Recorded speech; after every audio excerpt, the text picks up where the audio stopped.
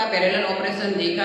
आज हम ट्रांसफार्मर में यूज होने वाला ऑयल के बारे में डिस्कस करेंगे। फ्रेंड्स, किसी भी बड़े ट्रांसफार्मर होता है, चाहे डिस्ट्रीब्यूशन ट्रांसफार्मर हो या फिर पावर ट्रांसफार्मर हो, सभी बड़े ट्रांसफार्मर में ऑयल का यूज होता है।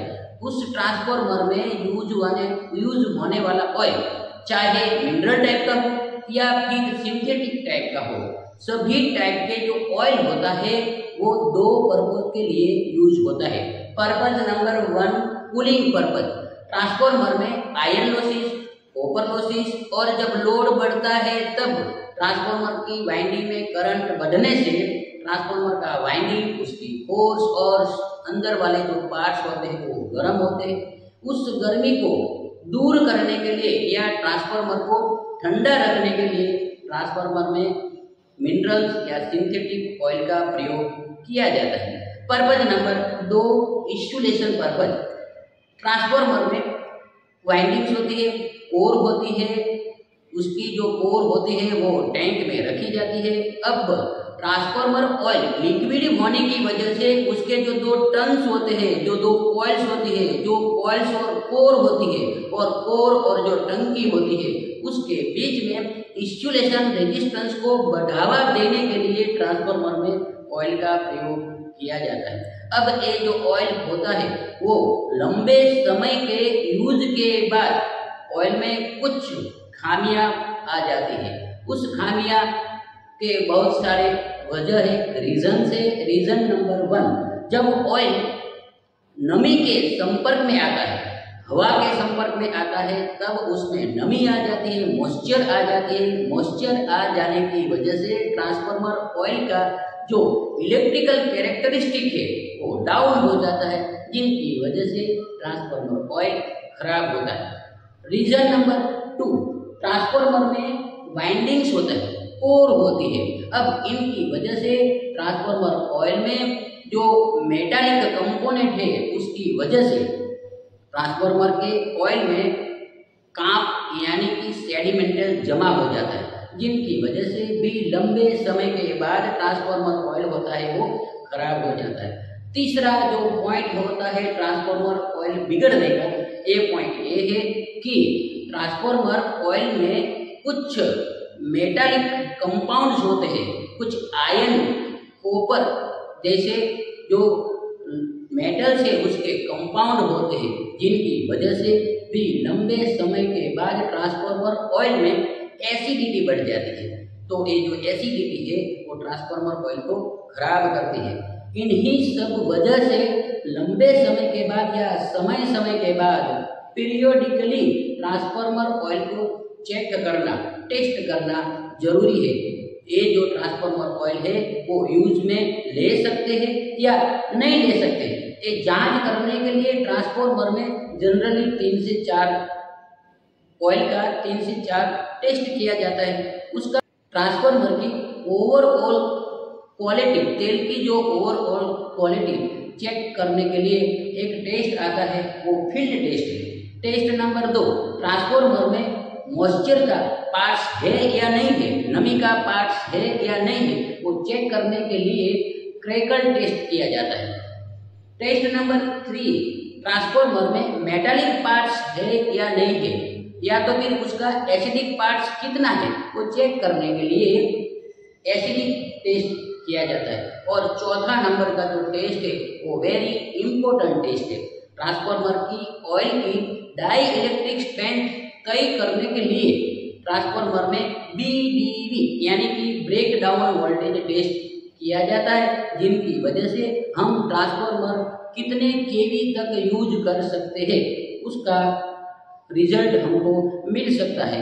तो चलिए, आज का अपना जो प्रैक्टिकल का एम है ट्रांसफार्मर ऑयल का टेस्ट का परीक्षण करना या तो जांच करना, उसकी क्वालिटी जांच करना। अब इस प्रैक्टिकल को परफॉर्म करने के लिए सर्किट डायग्राम के हिसाब से हमको चाहिए एक AC पावर सप्लाई, दूसरा ऑयल टेस्टिंग किट चाहिए, तीसरा हमको चाहिए 2 या 3 टाइप के ऑयल का सैंपल चाहिए। यहाँ पे हमने 2 टाइप का ऑयल का सैंपल लिया है। एक सैंपल जो है वो यूज किया हुआ सैंपल है, जो उपयोग में करने के बाद जो एक सैंपल लिया है और दूसरा जो ऑयल का सैंपल है वो हमने फ्रेश मिनरल ऑयल का सैंपल लिया है। तो चलिए इन्हीं सब इक्विपमेंट और मटेरियल के साथ हम ट्रांसफार्मर की क्वालिटी चेक करते हैं। उसका जो ISI नियम है कि किसी भी ट्रांसफार्मर का 30 kV का जो BDV होता है उससे ऊपर वाला जो BDV होता है तो हम उसको प्रैक्टिकली यूज कर सकते हैं, लेकिन जो 30 kV से नीचे जब उसका BDV वैल्यू मिलता है तब उस ट्रांसफार्मर ऑयल को हमको फिल्ट्रेशन के लिए भेजना चाहिए। उस टाइप का ऑयल को हमको प्रैक्टिकली प्रयोग नहीं करना चाहिए। तो चलिए आज हम ट्रांसफार्मर का ऑयल का टेस्टिंग करते हैं। ट्रांसफार्मर ऑयल की डाइलेक्ट्रिक स्ट्रेंथ टेस्ट करने के लिए ऑयल टेस्टिंग किट का प्रयोग किया जाता है। ऑयल टेस्टिंग किट में मेन 3 पार्ट होता है। ये जो पहला वाला पार्ट है वो इलेक्ट्रिकल पैनल है। इसमें इलेक्ट्रिकल सप्लाई को दी जाती है। जब हम AC सप्लाई देते हैं तब ये जो मेन स्विच है वो मेन स्विच ऑन करने पर सप्लाई ट्रांसफार्मर की प्राइमरी वाइंडिंग में कनेक्ट हो जाता है। इसके बाद इसमें एक जो सेफ्टी के लिए फ्यूज लगाया गया है, यहाँ पे HT ऑफ, हाई टेंशन जब हो जाता है तब ऑफ करने के लिए एक HT ऑफ पुश बटन दिया हुआ है। जब HT of push button press करते हैं तब HT ऑफ हो जाता है और उसका जो इंडिकेशन है वो भी ऑफ हो जाता है। ऐसे HT को ऑन करने के लिए एक HT ऑन पुश बटन दिया गया है। जब हम HT को ऑन करते हैं तब HT ऑन का इंडिकेशन चालू हो जाता है। यहाँ पे मेन सप्लाई चालू हो जाता है तब ये इंडिकेशन ग्लो करना चालू हो जाता है। अब यहाँ पे जो एक दूसरा टॉगल स्विच दिया है, ये जो टॉगल स्विच है जिनके जरिए हम हाई वोल्टेज साइड इंक्रीज कर सकते हैं या तो फिर डिक्रीज कर सकते हैं। जब शुरुआत में हम सप्लाई के साथ जब एक ऑयल टेस्टिंग किट को जोड़ते हैं उसके बाद उसकी टॉगल स्विच को अपर की साइड मूव करने से, चालू करने से वोल्टेज इंक्रीज होना चालू हो जाता है। इस ऑयल टेस्टिंग किट में एक मोटर दिया गया है जो मोटर चालू होके वोल्टेज को इंक्रीज करती है और उसके जो प्राइमरी साइड है ट्रांसफार्मर के प्राइमरी साइड को वोल्टेज ग्रेजुअली ज़्यादा मिलने लगता है और उसकी जो सेकेंडरी साइड है वो वोल्टेज इंक्रीज होना चालू हो जाता है। तो ये टेस्टिंग करने के लिए हमको एक इंक्रीज पे टॉगल स्विच को सेट करना होता है। ट्रांसफार्मर की हाई वोल्टेज साइड कितना वोल्टेज प्रोड्यूस हो रहा है ये देखने के लिए यहाँ पे एक डिजिटल किलो वोल्ट मीटर लगाया गया है जिनके जरिए हम ट्रांसफार्मर की सेकेंडरी साइड में कितना हाई वोल्टेज मिल रहा है वो देख सकेंगे। ट्रांसफार्मर ऑयल टेस्टिंग किट का दूसरा जो भाग है वो हाई वोल्टेज ट्रांसफार्मर है। यहाँ पे आप देख रहे हैं कि यहाँ पे एक हाई वोल्टेज ट्रांसफार्मर दिया है, उसका 2 टर्मिनल दिया है और जब हम इसकी प्राइमरी को सप्लाई देंगे तब ये 2 टर्मिनल के बीच हाई वोल्टेज यानी कि 30 किलोवाट, 40 किलोवाट, 50 किलोवाट जितना हाई वोल्टेज ये 2 टर्मिनल के बीच में हमको मिलेगा। ऑयल टेस्टिंग किट का जो तीसरा पार्ट है ये एक कंटेनर है। एक कंटेनर में ऑयल लिया जाता है। कंटेनर में 2 इलेक्ट्रोड रहते हैं। इलेक्ट्रोड का मतलब हुआ करंट ले जाने वाले कंडक्टर। तो जब ये कंटेनर को हम हाई वोल्टेज ट्रांसफार्मर के आउटसाइड जोड़ते हैं तब दोनों इलेक्ट्रोड है वो हाई वोल्टेज साइड के ट्रांसफार्मर के साथ कनेक्ट हो जाता है और ये दोनों इलेक्ट्रोड के बीच हाई वोल्टेज मिल जाता है। एक कंटेनर को ऑयल से भरा जाता है और कंटेनर के बीच में ये जो स्फेरिकल आकार का, अंडाकार आकार का 2 इलेक्ट्रोड दिया है उसके बीच में 4 mm जितनी, 2.5 mm से लेकर 4 mm जितनी जगह रहती है।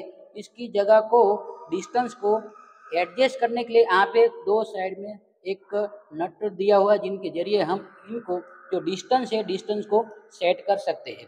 अब ये जो इसका तीसरा पार्ट है वो भी कंटेनर, ये कंटेनर ज़्यादातर कांच का या तो फिर प्लास्टिक का बना हुआ होता है। तो चलिए हम स्टेप बाय स्टेप इसका ऑयल का टेस्ट करते हैं। सबसे पहले हम इस कंटेनर में फ्रेश मिनरल ऑयल जो है वो लेंगे और इस कंटेनर को ट्रांसफार्मर के आउटपुट साइड जोड़ के सप्लाई चालू करके हाई वोल्टेज दे के फिर उसकी जो डाइलेक्ट्रिक स्ट्रेंथ है BDV है वो टेस्ट करेंगे।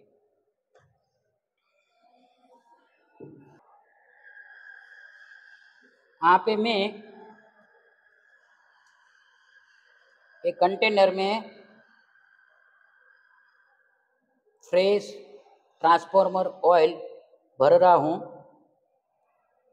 पूरा 2 जो इलेक्ट्रोड है वो डूब जाए इतना आपको ऑयल लेना है।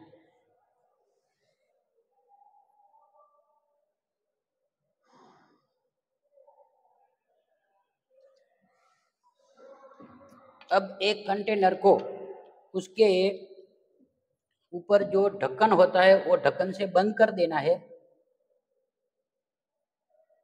ऊपर वाला जो सेफ्टी कवर है इसको भी बंद कर देना है। आपको ये बता देता हूँ कि जब तक ये सेफ्टी कवर बंद नहीं हो जाए तब तक ट्रांसफार्मर का सप्लाई चालू नहीं होता है। इसलिए यहाँ पे एक स्विच दी गई है, जब ये स्विच दबती है तभी सप्लाई चालू होता है। इसलिए यहाँ पे ऐसा है, एक मैकेनिकल रचना की है, जब ये ढक्कन बंद हो जाता है तब ये स्विच दब जाती है, उसके बाद ही उसका सप्लाई चालू होता है। अब सप्लाई चालू करके हम स्टेप बाय स्टेप उसका डाइलेक्ट्रिक स्ट्रेंथ देखेंगे। यहाँ पे मैं सप्लाई चालू करता हूँ। सप्लाई चालू करने से पहले एक पॉइंट में आपको ध्यान देता हूँ कि ये जो सेफ्टी डोर है वो मैंने प्रैक्टिकल पर्पस के लिए, स्पार्क को विजुअलाइज करने के लिए या अच्छी तरह देखने के लिए ये सेफ्टी ढक्कन है वो मैंने खुला रखा है। आपको प्रैक्टिकल करते समय ये ढक्कन खुला नहीं रखना है। अब सप्लाई चालू करने के बाद मैं HT ऑन करता हूँ। पहला जो है वो सप्लाई चालू करने का है, उसके बाद HT ऑन करने का है। HT ऑन करने के बाद वोल्टेज को इंक्रीज करना है। वोल्टेज को इंक्रीज करने के लिए यहाँ की जो टॉगल स्विच है उसको ऊपर की ओर चालू करना है। जैसे ही मैंने टॉगल स्विच चालू किया तब आप देख सकते हैं कि 9, 11, 13 kV, 15 kV, 18 kV, 20 kV, 22 kV, 24 kV, 27 kV, यहाँ पे 31 kV पर ये जो इंसुलेशन ट्रांसफार्मर ऑयल है उसका इंसुलेशन ब्रेक हो गया, पंक्चर हो गया। उसका मतलब ये हुआ कि हमने जो टेस्टिंग के लिए जो ऑयल लिया है उसका BDV 31.71 kV जितना यहाँ पे शो हो रहा है। अब प्रैक्टिकल के दूसरे भाग में हम जो ट्रांसफार्मर का ऑयल यूज किया हुआ है, खराब हो गया है, उसको हम दोबारा टेस्ट करेंगे। अब मैं कंटेनर में यूज किया हुआ ऑयल यानी कि जो खराब ऑयल हो गया है उसको ले रहा हूँ और कंटेनर भर के एक कंटेनर को मैं हाई वोल्टेज के अक्रॉस जो 2 इलेक्ट्रोड है उसके अक्रॉस में रखता हूँ।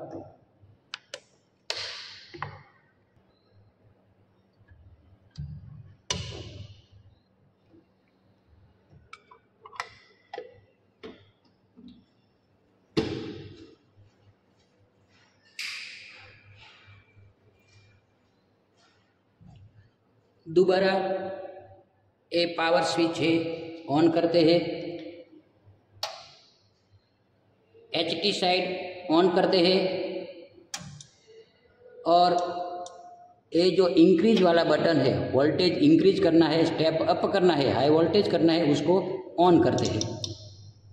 आप देख रहे हैं वोल्टेज बढ़ रहा है और करीबन 12.45 वोल्टेज पर ये जो ट्रांसफार्मर का ऑयल पंक्चर हो गया। उसका मतलब ये हो कि ये जो दूसरा नंबर का जो तेल था, जो बिगड़ा हुआ तेल था, उसकी डाइलेक्ट्रिक स्ट्रेंथ 12.45 kV जितना मिल रहा है।